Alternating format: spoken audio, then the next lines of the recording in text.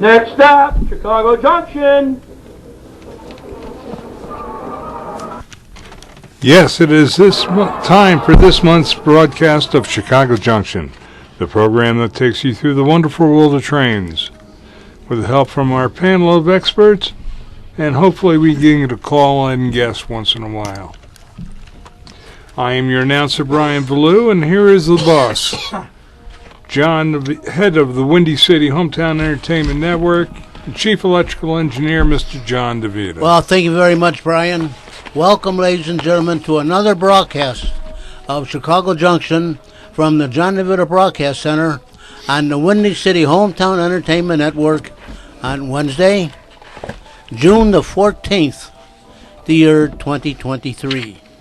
Today, the panel will be talking about railroads and monorailroads. And now to start today's broadcast, here's our announcer, Mr. Brian. Thank you, John.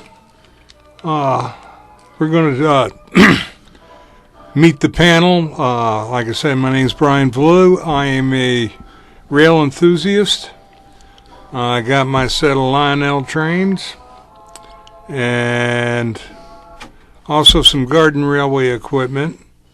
And then I do belong to a few museums and eventually work out there on the equipment and play Mr. Conductor again.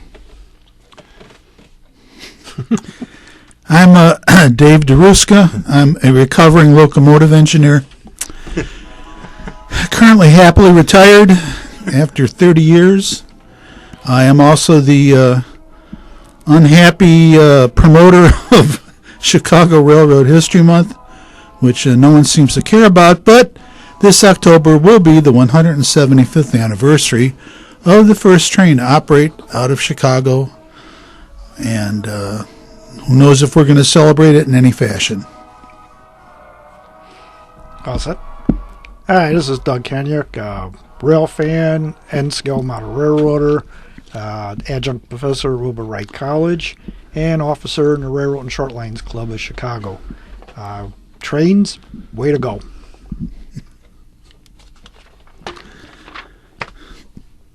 What? Well, what can we say after I'll that? tell you what. Yes. I'll go with my goofy stories first then, all right? We'll get those out of the way. All right. First of all, this came up in another series about bridges, which I seem to have these stories about getting them painted and stuff. Cleveland officials asked railroads to repair their rail bridges. Cleveland's Office of Capital Projects has asked Norfolk Southern, CSX, and some regional and short lines to make nearly 100 critical and non-critical repair to the bridges. 23 of the assessed bridges are in critical condition. The remaining 76 are in non-critical condition.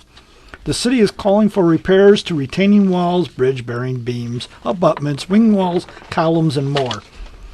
The two Class 1s, the Newburgh and South Shore, and Conrail, are being asked to make repairs. If they don't, the city may pursue legal action. Cleveland officials also asked the Public Utilities Commission of Ohio, which oversees rail in this state, and the Federal Railroad Administration to ensure infrastructure issues are properly addressed. The federal order for encasement of one bridge has been ignored for 8 years. First and foremost, the responsibility is for the railroads to take care of their own bridges. They are financially responsible, making sure that they're up to code, Griffin said, according to the Ideal Stream. Secondly, there's a responsibility by the state and federal regulators to ensure that they do that. So I guess Cleveland doesn't like the bridges around there. Well, slap a coat of paint on them and everything will be okay. That's right. Either that or send a truck of gasoline to light a fire underneath. Yeah, right. No. Just some duct tape will be fine. Yeah. FRA grants awards for grade separation to 2 Illinois towns. The FRA combined award of $24 million in grant funds to Decatur and Franklin Park, Illinois, to complete 2 grade separation projects. The funds are part of the $500 million grant from the FRA to 32 states under the Railroad Crossing Elimination Grant Program. In Decatur, $16 million will go towards a project to upgrade 1.21 miles of Brush College Road by creating a grade separation structure. ICC officials said in a press release the project will also permanently close 2 existing highway rail grade crossings on Norfolk Southern and Illinois Central Track and create pedestrian crossings there. In Franklin Park, $8 million will help fund a project to separate a grade crossing along the Canadian Pacific Kansas City track. The project calls for closing at least 1 grade crossing. The project is designed to improve roadway user safety, improve the rail network fluidity, and the village is providing a 20% match. Well, they were featured on Channel 9, and people already were, oh yeah, the trains out, we got to see her 30 minutes sometimes at the crossing. Come on down to my neighborhood. And the guy goes, well, that's great. And then the reporter goes, well, there's a solution. They're going to put an underpass here. They're going to grade separate this. Guy goes, that's great. Yeah, but it's going to be 9 years from now. We'll wait. I don't know where they find these people to interview, but it's like, This came up, and I have to post the link on this. Came with a link. National League of Cities map track train derailments. The National League of Cities released an interactive map that identifies train derailments that have occurred throughout the country. The map displays railroad derailments between 2012 and 2023 as compiled by the FRA. With 140,000 miles of track crossing through thousands of cities, towns, villages, rail safety is a concern. Unfortunately, train derailments like the one in East Palestine, Ohio in February 2023 are not isolated incidents. With over 1,000 happening each year, NLC officials said in a press release. In response to the East Palestine derailment, NLC members have called on Congress to pass the Railroad Safety Act of 2023.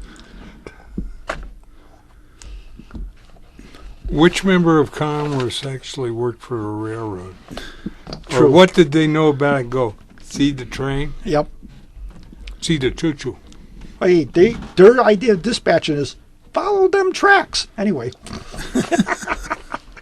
All right, now here's the story that interesting, but when I read this, find the flaws.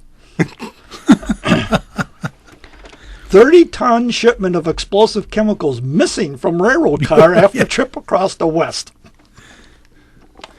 Well, it's like that corn that they used to put in the boxcars. It leaked out along the way.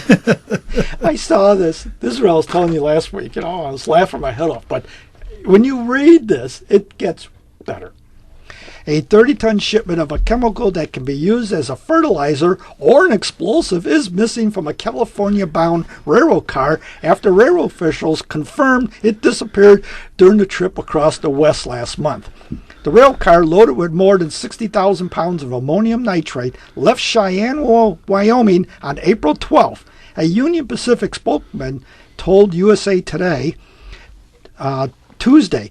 2 weeks later, it was found empty at a rail stop in the California Mojave Desert, according to a report filed with the Federal National Response Center on May 10th.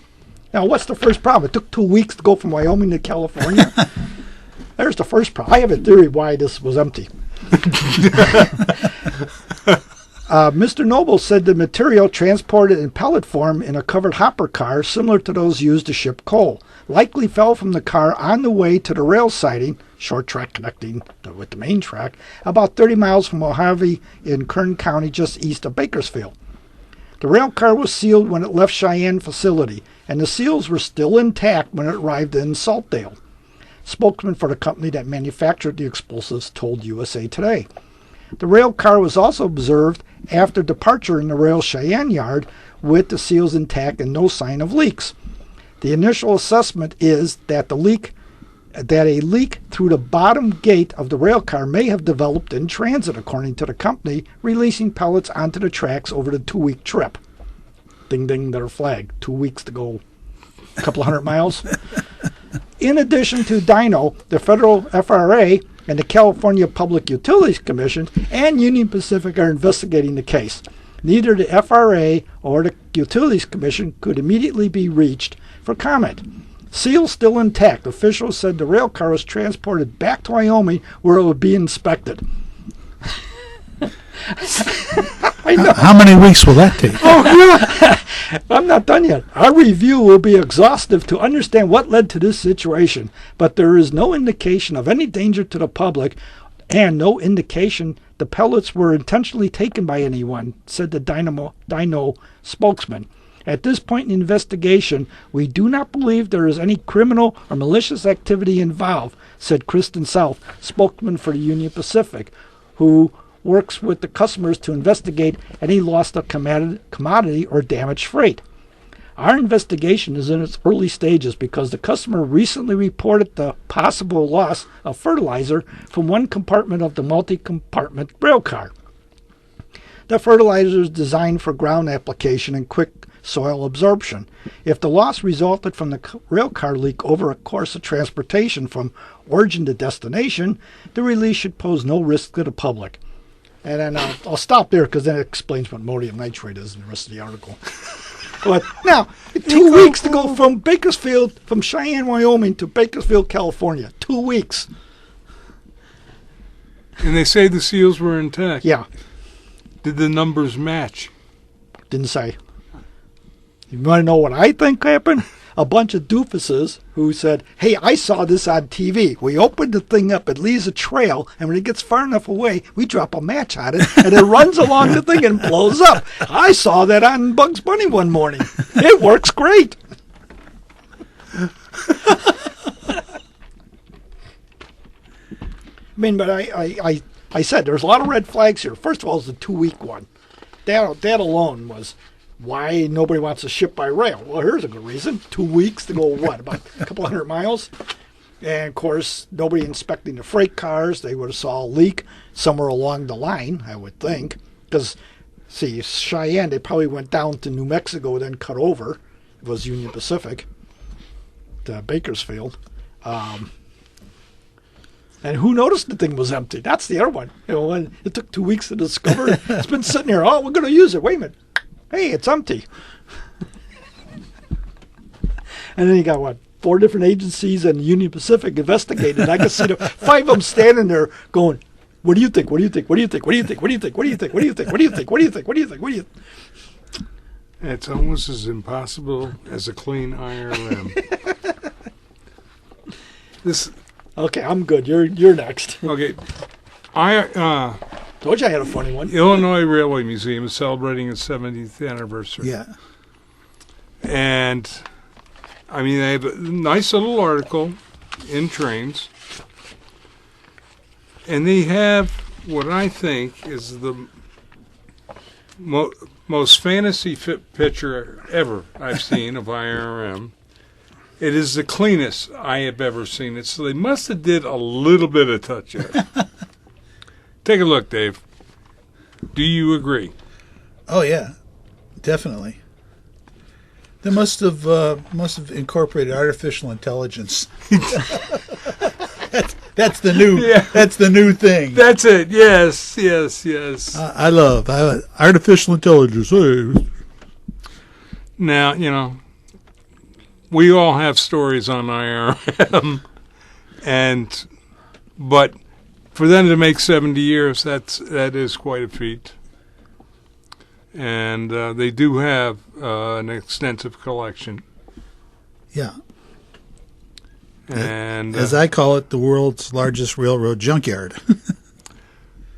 especially if you go to the steam locomotive track. Oh. Yeah, it's one of those hoarder type deals. You know, I can't say no to anything, so I'm going to put it in my collection.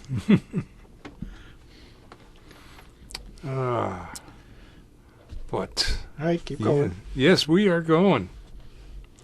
And for those who want to know but really didn't care, I came across a story of Peter Cooper. I was given the job of being docent at the Heston Steam Museum, and I will be the answer man on the rise of steam in the industry and such like that. Well, you heat the water and the steam rises. Yeah, and so he gave me says read up on Peter Cooper. He's pretty good. Well, The one thing that he got wrong was the fact he said that Peter Cooper built the first locomotive in the United States. And he did not. He built the second one. The first one was built by John Stevens in Hoboken, New Jersey. Hoboken. Now, if you want to see his property in Hoboken, just stand in the middle of the city. That's how much acreage he had. Wow.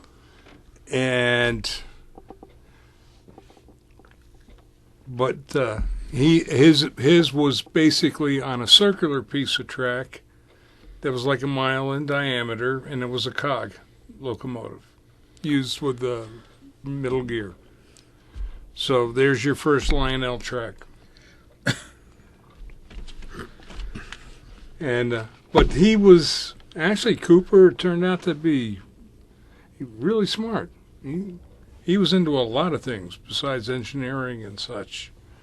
In fact, he ran for president. Him and another gentleman ran under the Popular Party, and they got 1% of the vote. Not very popular. Well, yeah. Well, he had other people that were looking better. I think his name was Washington.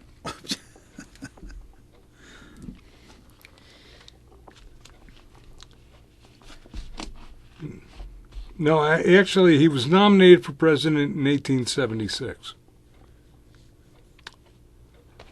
And the Greenback National Convention. And the Greenback ticket of Cooper and Samuel Fenton Cary won just under 1% of the popular vote. His son Edward and his son-in-law Abram both served as mayor of New York City. Yeah, from the Peter Cooper Institute. It's interesting on some of this stuff.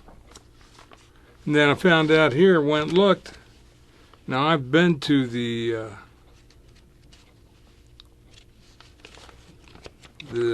Devil's Georgetown Loop, going to what do they call it?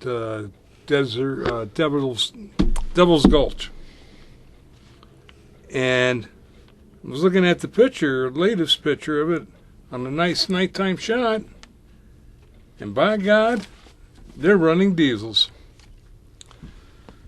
They were forced to change their locomotives. Yeah. Because of the fire hazards? Yeah. From oil burners. Shooting all them sparks.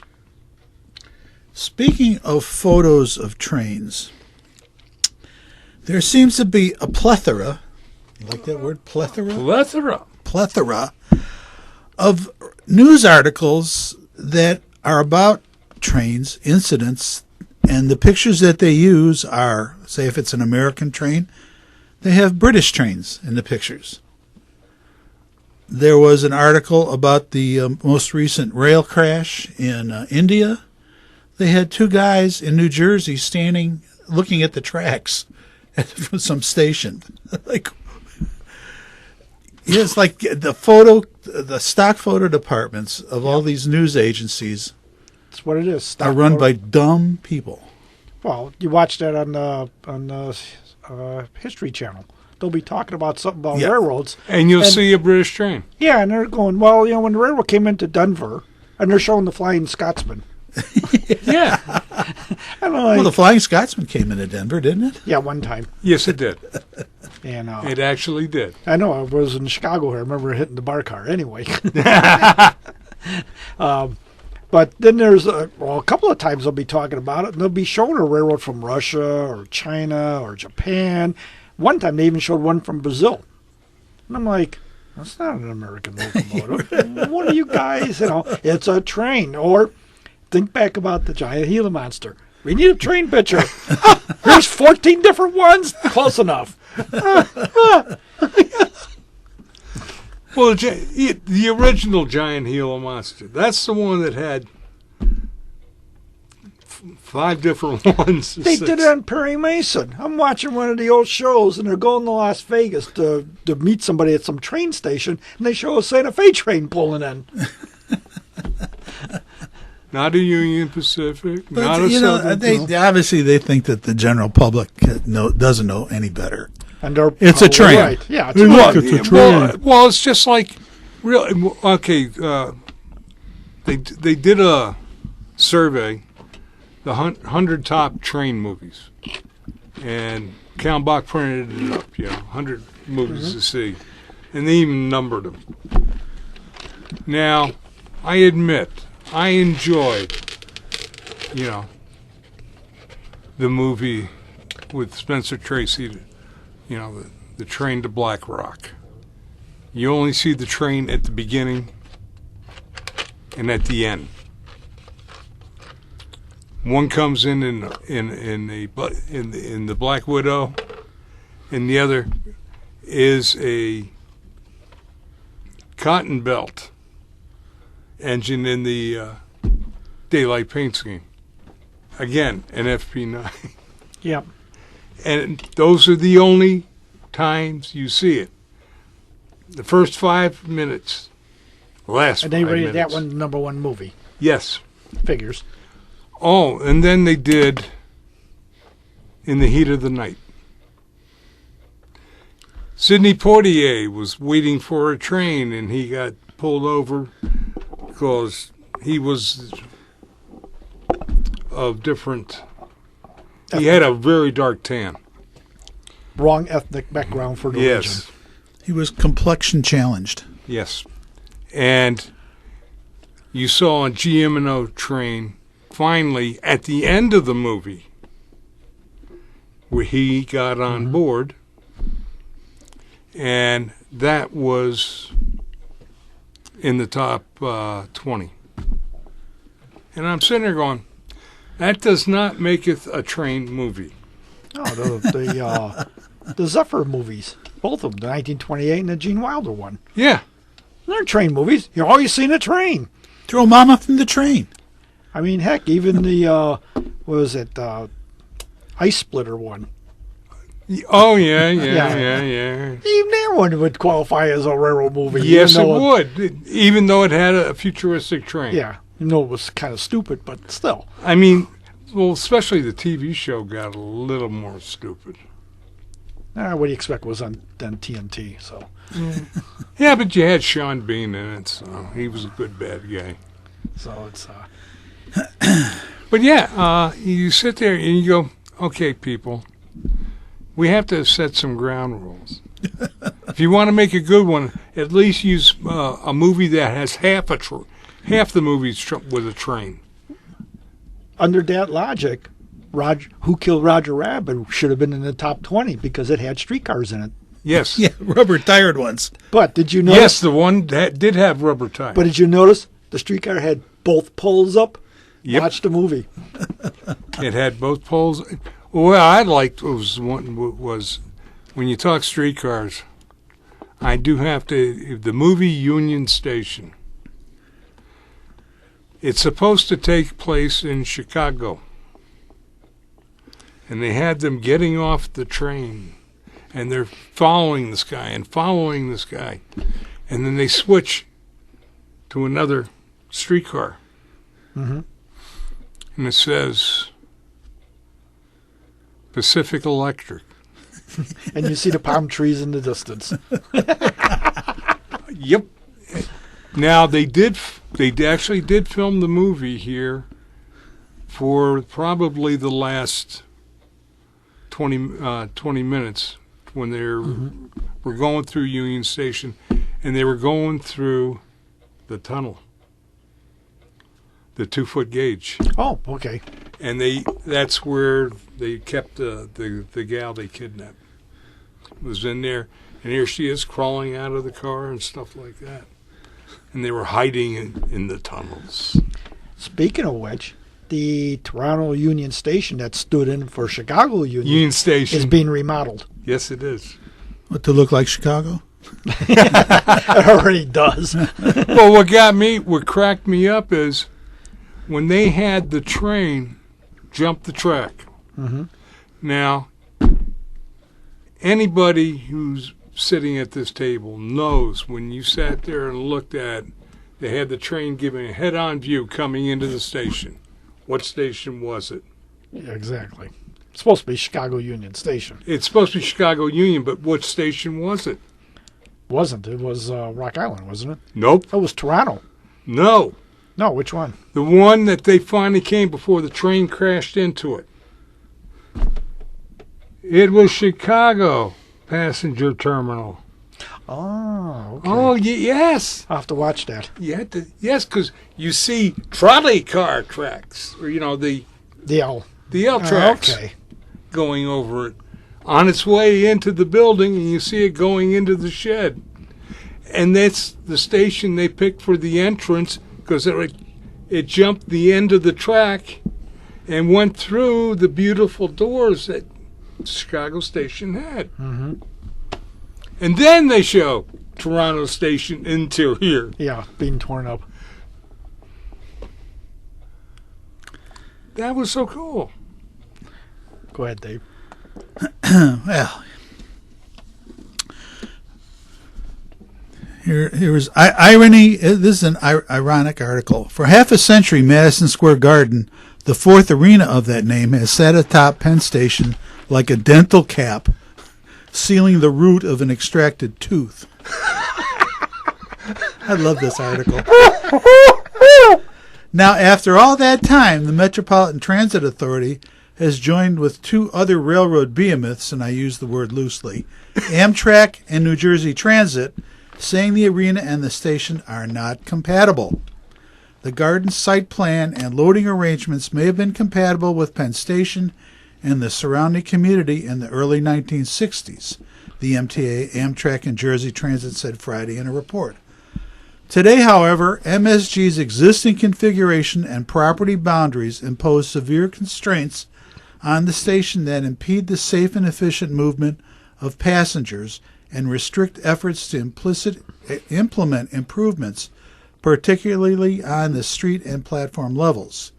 The timing of this statement is dramatic, coming essentially on the eve of the City Planning Commission hearing June 7th to consider whether the Garden permit to operate a larger arena on that site should be extended after it expires July 24th. A spokesman for MSG Entertainment, which owns the Garden, pushed back. We are disappointed to see this compatibility report from the MTA and other rail agencies, considering how we've been cooperating throughout this process. This is the opinion of a few and not all stakeholders involved. The question of the Garden's location has become entangled with several other interlocking issues, including how to create an acceptable train station, whether to expand the station to accommodate more trains, and whether to build 10 new super tall office towers around the station. Yeah. If holding two thoughts at once is a challenge in public debate, integrating all these interests has become one of New York's most difficult and important civic Rubik cubes, which is why on any given day it seems the focus is on the immediate piece of the puzzle. So the article goes on to talk about how, this is a dumb idea to begin with. Tearing down an architectural masterpiece to put up a piece of crap, basically to make money for, investors and real estate people. So let's see if they... Well, see, the thing is, they were supposed to be incorporating the post office, which is not in use, Yeah. to the new station. Yeah. What happened with that? Was there any mention of that? Let's see. Talking about all the money that's going to cost. Billions of dollars. Billions and billions. Fundamentally, the railroads want Madison Square Garden to pay some of the costs for renovation and agree to what they call property swaps. in which Madison Square Garden would give the railroad some land it owns to create a new mid-block entrance to the station, building new entrances at the corner of 31st and 33rd and 8th Avenue, and building a new loading area for trucks servicing MSG events to get them off the streets. So it seems that they don't say anything about the post office. Not a word. I don't know what happened to that project. Yeah, that project all of a sudden disappeared. Right. So there's another page here.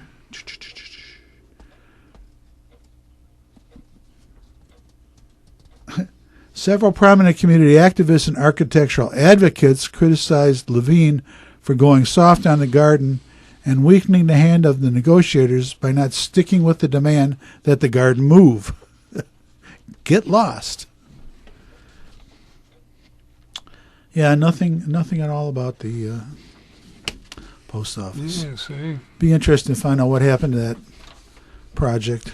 And in about 10 years, Union Station here in Chicago on the north side of it is going to go through the same thing because they sold all the land to the point where you only got 3 tracks coming in on the north side of the station, and Amtrak's already griping about they need more tracks. Yeah, And there's no place to put them because they sold everything, and there's another... Who sold it? That's a good question. Was it the city No, the or Amtrak? Because on the south end of the tracks there, right just north of the station, Sterling Bay is already building something up against the tracks, on the south end of the tracks. And being that close to the tracks is stupid. And they tore down the ADM, and now that's being redeveloped. And again, that's going to be right up against the tracks. Sterling Bay has they're getting their way. I don't know. I don't know who gave them the, supposedly way back when Daly was running, that strip of land that runs from Racine down to Union Station between the Northwestern tracks and the Metro tracks, nothing was supposed to be built in there. And when something was started, the city jumped in and immediately stopped it. But if you look today, there's stuff creeping in there and being built. Yes. And if that stuff gets built over, that space is no longer can be used for rail. No, it has to be used for rail. Not at the rate they're going. It was the same thing. Daly put in the PMD, Protected Manufacturing District, on Goose Island and everything on the east side of the river from Belmont all the way down to Merchandise Mart. And it was supposed to stay industrial. Not anymore. Yeah, because what was it? Railroads are gone and everything's been torn down. Yeah, well, it's like they just had that article that was on our website about saving the trackage down at Navy Pier. Doesn't connect anything anymore. They already took the tracks out along Illinois Street. That's gone. Right. Yeah, but see, they're talking about they want to save it. Well, at one point it was supposed to be light rail. Actually, somebody I know I have that article. was smoking. A couple of doobies. Yeah. Because they talked about even running a streetcar down there. Yeah, Chicago Magazine back in the 70s had the article. Yeah. Navy Pier, straight across, past the Merchandise Mart, hang a Louis, go past the 2 train stations, and then hang another Louis and head into McCormick Place. Mm-hmm. That went real far. Yeah, right. Well, I don't think the city planning department plans anything. I think the developers do all the planning, and the city just rubber stamps it. Yeah, it's who they bribed this week. They're still screwing around with that Sears store by us. But the building across the street on the hole that once was the bank, it's done and being occupied. In 6 months' time, once they got the go-ahead to build, they're done in 6 months. The other side of the street, they're still screwing around. This is year 4 of converting the Sears store to a bunch of condos.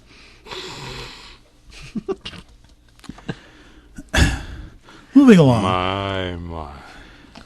Metro files suit against the STB over the CPKC merger. There you go. Yeah, but Chicago area commuter operator Metro has joined the chorus of opposition against the Surface Transportation Board and its approval of the Canadian Pacific Kansas City Southern merger earlier this spring. This month, Metro filed a lawsuit against the STB in the United States Court of Appeals for the District of Columbia. While the case has been open, it appeared no paperwork associated with it was available at the time of this writing. A notice of the suit was filed with the STB last week.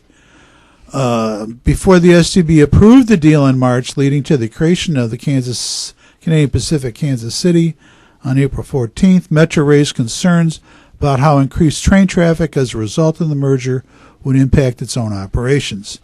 Union Pacific has also filed a suit asking the court to review the decision, alleging that it is harmed by the competition.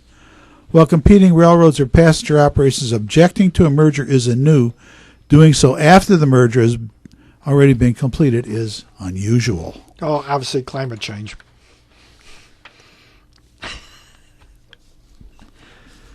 They passed the doobie around. Yeah. Amtrak's new Acela fleet languishes in a rail yard. Amtrak's new high-speed Acela fleet is one of the country's largest ever public transportation investments, ringing up at $2 billion over the last 3 years as each of the 28 new Acela train sets rolled off the Hornell, New York assembly line.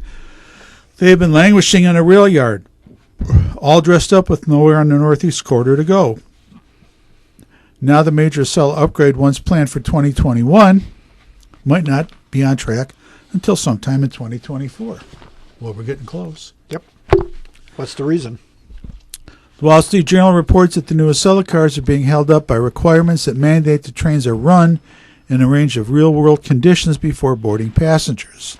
The problem is, unlike their siblings in other countries that have their own dedicated right-of-ways, the new Acela trains, like all Amtrak service runs, have to share tracks with existing freight and passenger trains, severely limiting what track is available for testing. And among the greatest concerns for the new rolling stock is how it will navigate those antiquated 100-year-old rails. Well, that's stretching it a bit. They must have changed the rails at least once in 100 years. Including how trains designed for France's stick-straight TGV routes negotiate over curvier stretches. The answer, slowly.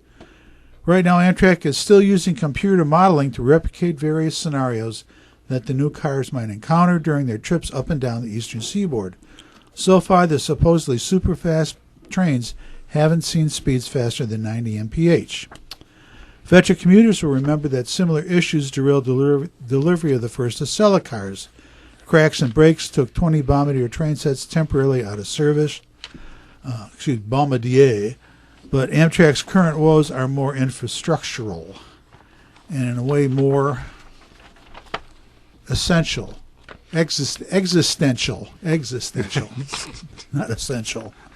As the federal government grapples with demands to speed up passenger rail service across the country, the conflicts with freight-dominated tracks, including the growing threats of deferred maintenance and dangerous derailments, will only become more pronounced. Other countries are building trains that exceed 200 miles per hour, as well as the dedicated infrastructure to keep them blurring between cities on schedule. By the time these brand new Acela trains get rolling, they'll barely qualify as high-speed rail. The promise of Andy Train Daddy... I know where they're at. Andy Train Daddy Byford, who the hell is They're that? sitting in Philly. Who recently worked magic for the MTA, taking over 36th station. high-speed network, could finally spark the U.S. rail revolution we deserve. But every year we're lagging further behind. Boy. Well, there's some good news. There you go. The trains to St. Louis now could run at 110 instead They're of in 90. Philly. Right. Yeah. Philly, 30th Street Station. That's where they're parked. They look nice. Yes, they do. They're not moving. You know what? They could bring them over and run them on the Illinois Central. I mean, on the Metro Electric. Tested there. Yeah. It's all virtually straight. Yeah, but I don't think they run on the same voltage. So? Just add another transformer. Get another power pack. Colorado Pacific gives up its bid for the Tennessee Pass. Billionaire developer and landowner who tried to buy the former Denver and Rio Grande Western Overland Tennessee Pass from Union Pacific has apparently given up, according to the report in the Colorado Newsline. Stefan Solovyev's Colorado Pacific kicked off a battle with the short line operator Rio Grande Pacific, which is currently trying to build a brand new railroad in Utah's Uinta basement to tap into oil reserves there back in 2021 when the latter was attempting to lease from the line from the UP. Rio Grande Pacific said they wanted to lease the line for both freight and passenger service, but that plan was later rejected after local communities raised concern about the possibility of hazardous materials being moved over the route. The SDP rejected the lease agreement on procedural grounds, arguing that such a controversial proposal to revive the long-dormant rail line in the mountains of Colorado required a more complete analysis instead of the more streamlined process RGB had hoped to employ. Colorado Pacific, which owns the former Missouri Pacific Towner line in eastern Colorado, has been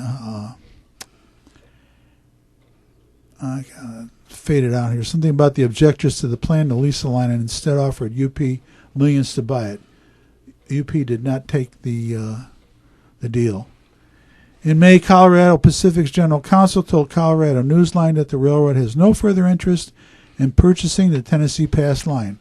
Colorado Pacific, however, has purchased the San Luis Rio Grande, which was sold off in the liquidation of the Iowa Pacific, our favorite railroad.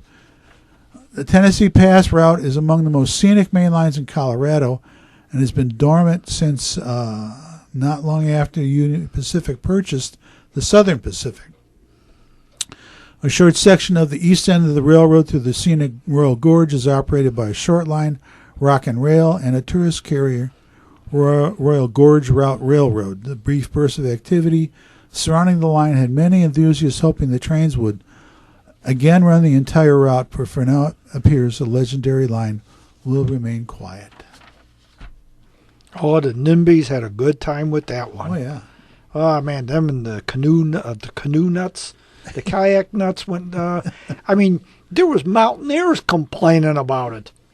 It's a mountaineer club, and okay, you got to run, because the initial plan was just to run tourist trains, passenger trains. Right. And he was talking about maybe soliciting some bridge traffic to support the passenger trains, and that's what got the people bent out of shape.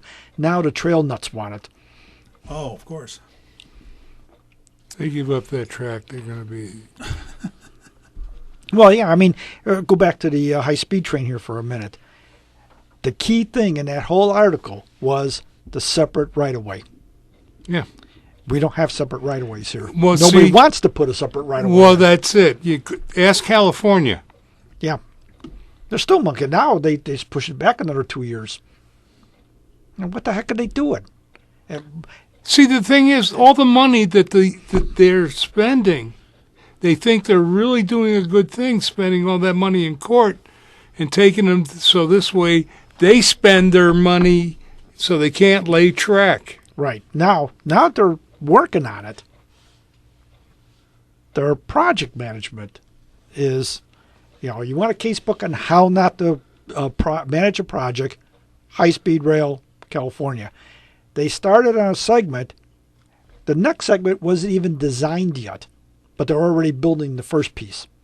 And now they're starting to design the next ones, and that's called design in progress. Not a way to do this. It's like trying to build like Sears Tower, and you don't have the top floors designed yet, but you're, okay, we'll put in the first 10 floors, and we'll see what happens. Yeah. That's what they're doing. They got five major project managers managing the thing because they got 5 segments, which means they're not talking to each other right there alone. That's, yeah. So that's why the project's all messed up, and that's why the critics are having a field day. If they didn't have this, What it is, they ought to get some professional people that lay track. Now, Lionel's perfect good. There's a company that makes layouts for them. yep. Put them in there. Before you go on to your next article, my daughter sent me the one from South Carolina. Now, South Carolina, I didn't know this until I looked into it. Most of the short lines in South Carolina operate on state-owned track. Yeah. As soon as a railroad wants to abandon track, South Carolina jumps in and buys it up Yeah. and finds a short line operator.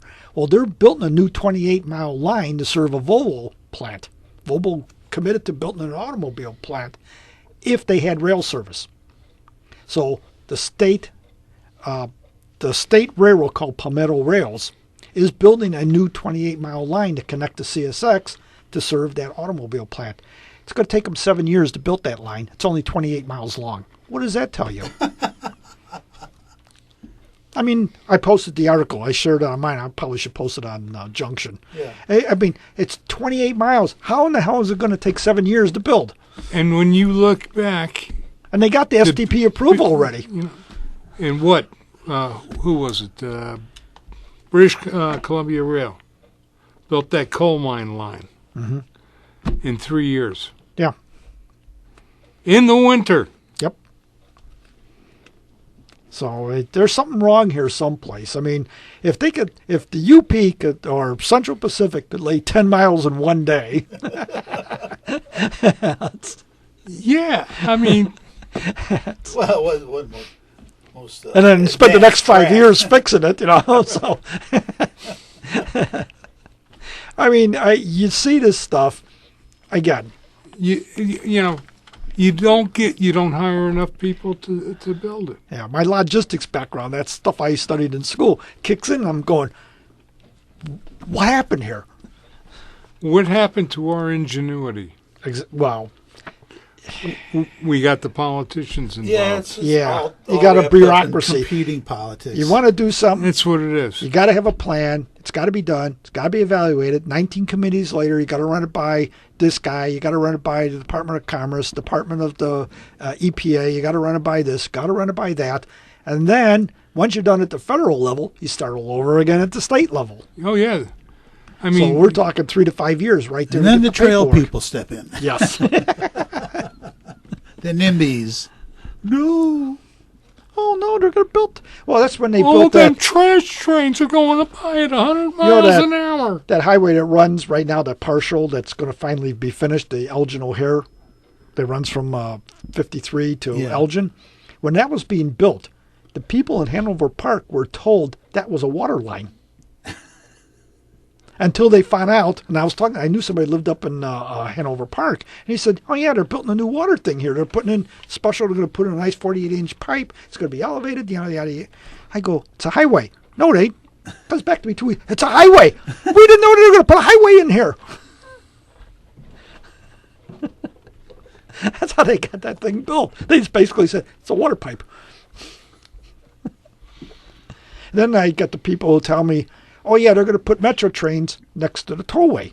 That's one of the plans. They have the metro trains run along the Northwest Tollway, or Ida Wells, whatever the hell they call it this week.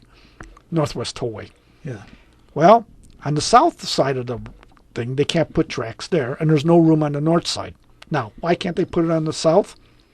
Well, many years, about 10 years ago, all the northwest suburbs got together and built a water pipe next to the tollway. It's a 36-inch main. Guess what? You can't put railroad tracks on top of water pipes. So all these people keep saying, Metro's going to lay the tracks right here. They'll connect up with the old EJ&E and we'll have the circumference. No, they're not. Can't build there.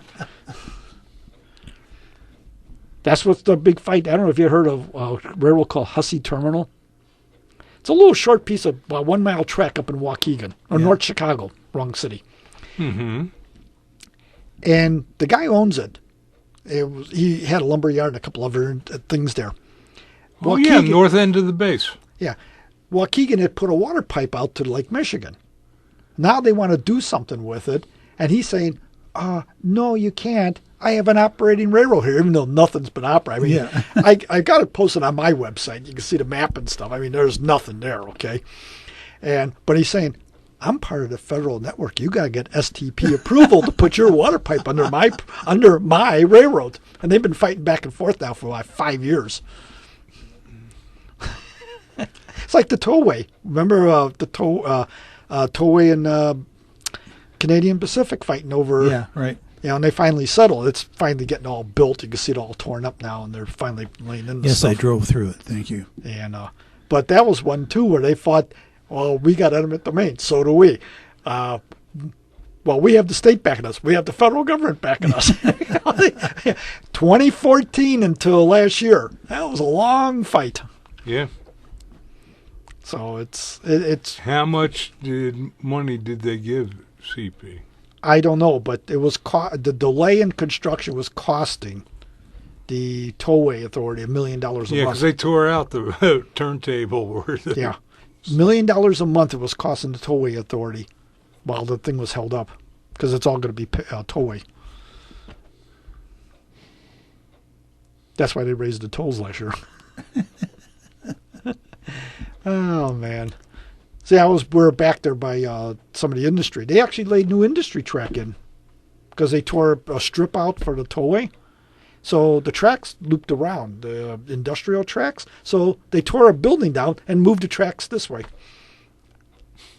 for one industry. There's only one back there that gets cars. He gets like one car a month or something. I don't know. And but they got all brand new track. Industrial spur. Paid by the tollway. Yeah, exactly. No, paid by us. Yeah, that's true. Well, no, tollway is paid by anybody who uses the tollway. Yeah. Paid by us. Paid by us. Yeah, remember they built the tollway and they said, in 20 years we'll retire the bonds. It becomes a freeway. That was 50 years ago. Hey, but that's government math. I always say that to my programming students, and I say 2 plus 2, because I illustrate the difference between character and numbers. If you add 2 and 2 as numbers, you get 4. If you add them as characters, you get 22, because they're characters. And I go, oh, that's government math. Don't worry about it. Lou Costello. Yeah. I keep thinking of the one scene in the Navy. And he's working in cooking. And he's got all the, how many, I got 13 officers, and I got enough for each of them to have 5 donuts or something like that.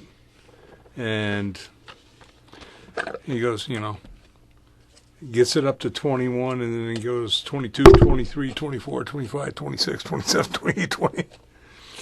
And he goes, that's it. And Lou, Bud's going there, no.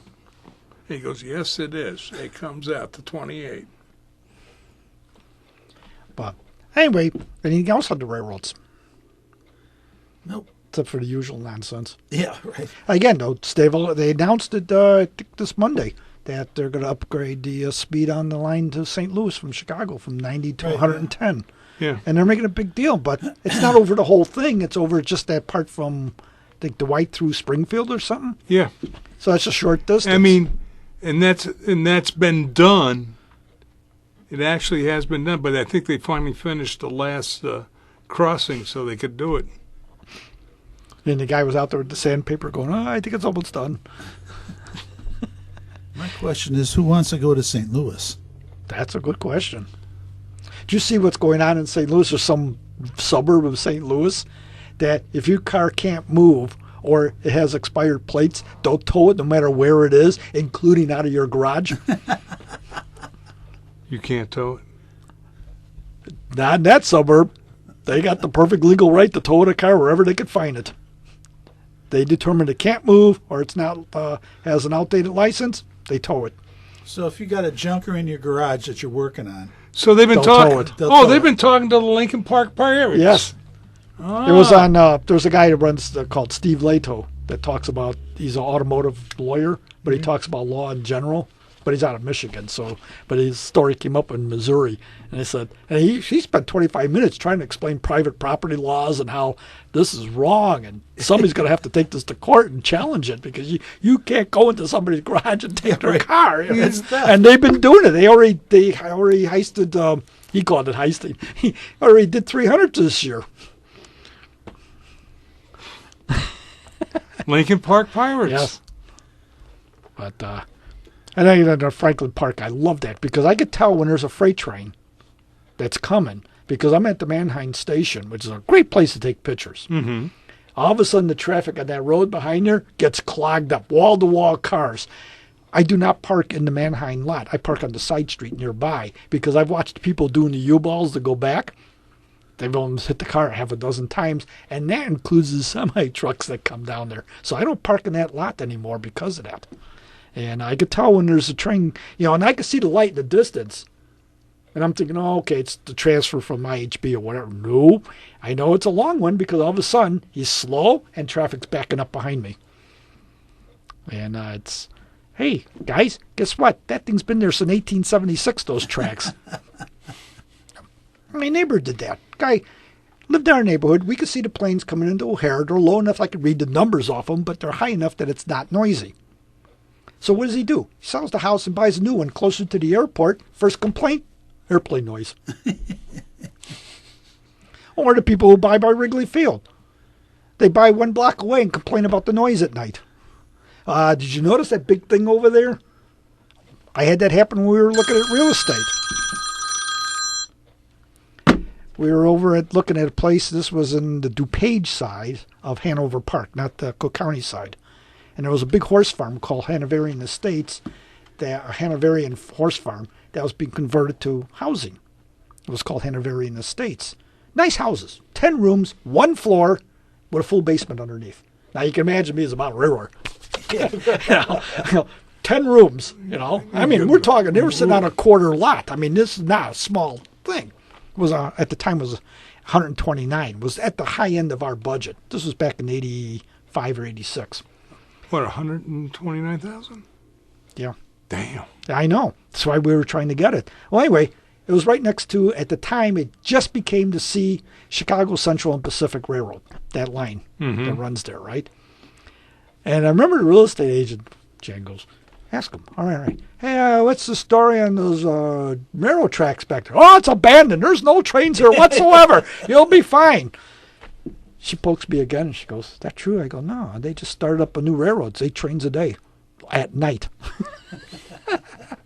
I go, these people are in for, we couldn't get it. Guy wouldn't give us a contingency. He wanted cash, no riders, no anything. We were trying to sell our first house and then use the money as the down payment for that one. And we wanted the rider saying pending sale of first house. Wouldn't go for it, so we didn't get it. It's a good thing. Taxes was already $12,000, the property tax in DuPage at that time. Yeah. The Can't imagine what it same is thing now. happened at the when they converted all those buildings along the St. Charles Airline from industrial into housing, and the real estate agents would tell the people, "Oh yeah, no, that track's being torn out." And actually, there was talk about tearing it out at one point. They were going to eliminate it. Oh yeah, Daly wanted it gone. Right, but it never happened. So I used to take great pleasure in bringing my freight train through there. Did you hit the horn a lot? No, I didn't. Oh, I didn't okay. use the horn. It's just you could hear the engines reverberating off the buildings. My neighborhood, we had where the northwestern tracks came up from 48th Street to Mayfair. Yeah. You got the Milwaukee Road and now Metro that cut across, and at Milwaukee, so Milwaukee having the 2 tracks, it was called something else. I knew it as Cleveland Wrecking. And they would wreck buildings and bring some of the stuff to be salvaged to here. Well, they went out of business or they left or whatever, and it became housing. And those houses are right up against the tracks. Yeah. And those people complain nonstop about the trains and the noise. And now, because they're rebuilding that bridge, every train coming through has to hit the horn because it's an FRA rule that when you're on temporary track in a construction zone, you got to hit the horn. And boy, are they! I was waiting at the Morton Grove station. Our club meeting's on Friday, but I go up to Morton Grove to get on the train because I don't want my car stolen if I park it at Grayland. So I drive to the burbs and pay the $2 to park and then ride the train in. And I was talking to some guy whose girlfriend worked at the bar across from Grayland. And he was telling me all kinds of stuff. And one of them was exactly that. The people were up in arms about coming in and complaining about who to talk to about getting that noise stopped. I'm going, you bought next to a railroad. Ding, ding, ding.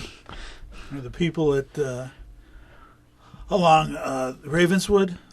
With their little gardens in the back, and all of a sudden now it's not their garden anymore. Nope. The railroad They had to took run- it back, and they're like, now my house is up against the railroad tracks. Did you ever look at when you bought your house? Didn't you get the surveyor's tire? Yeah. You looked at it, right? I'm wondering, did those people actually look at it?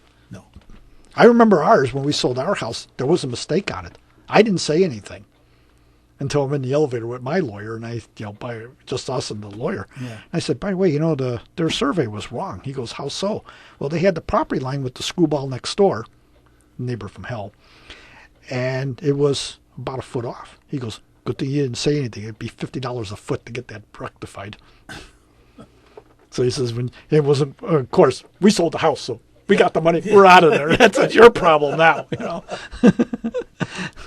No, it was funny. You were talking about that up in Madison, Ohio, north of Cincinnati.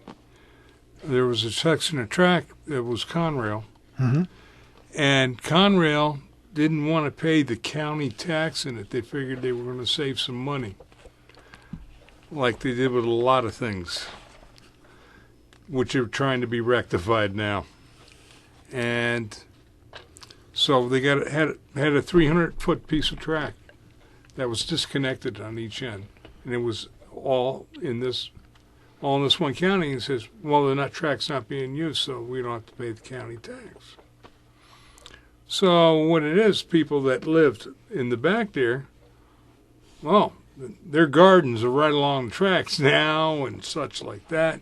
We're talking about, hey, yeah, we got 10 extra feet, to the tracks. Yep. And so they come back and do that. And then Conrail comes in, because Penn Central did it. And he says, okay, we're going to Reactivate the track. We're going to reactivate the track. And the county judge wouldn't let them do it. Yeah, they used the quick claim, or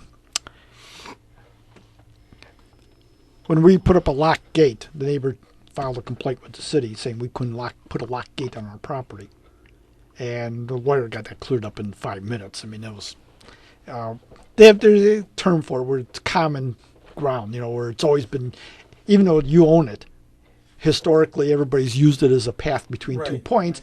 After 20 years, if you don't do anything, it becomes a public path. It becomes public access. And since we moved in and the previous owners had locked gates, the neighbor had no standing, but that was a side thing. Well, same thing there with the people were probably got the judge to agree that, the railroad hasn't been here for 20 years, therefore it's now public domain. We're claiming it. Well, yeah. Quick claim. Well, that's what it came down to. Adverse property acquisition, or whatever they call it. So it's hey, let's go wrap it up. Yeah, let's go. Yeah, we can do that. Please let us do that.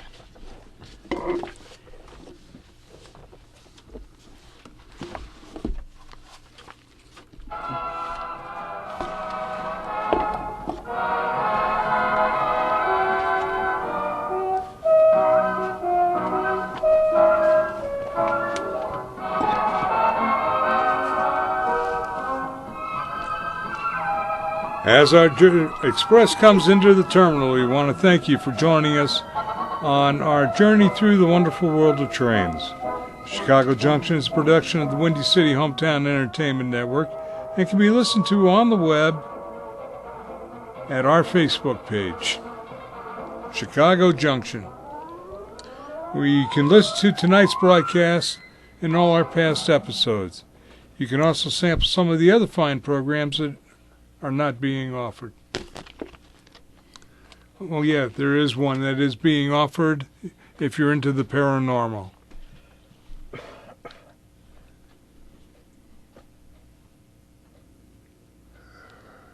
What happened? Okay. Till next month, when we journey to Chicago Junction, this is your announcer, Brian Blue, saying happy rails to you. And good night, Mr. Ryan, wherever you are. And say hi to Kevin for us. You have been listening to Chicago Junction on the Windy City Hometown Entertainment Network from the John DeVita Broadcast Center on Wednesday, June the 14th, the year 2023. Chicago Junction was produced and directed by John DeVita, and special thanks to the executive producer of Windy City Hometown Entertainment Network, Mr. John Chicana. This broadcast was pre-recorded on Wednesday, June the 20th, June the 14th, the year 2023. Until next time, friends, be safe, and thanks for listening. Good night, all.